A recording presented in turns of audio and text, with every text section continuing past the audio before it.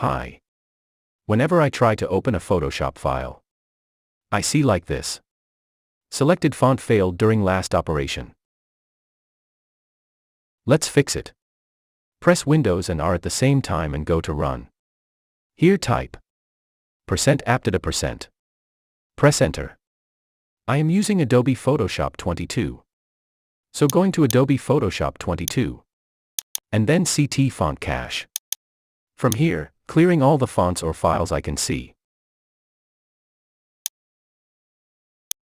And also emptying my recycle bin. Now, again going back to my PSD file and trying to open it.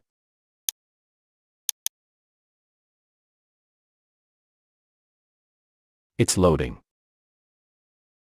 And yes, finally it's there, and now my problem is solved. By this way, you can fix your Photoshop issue easily with the video tutorial of Joseph IT.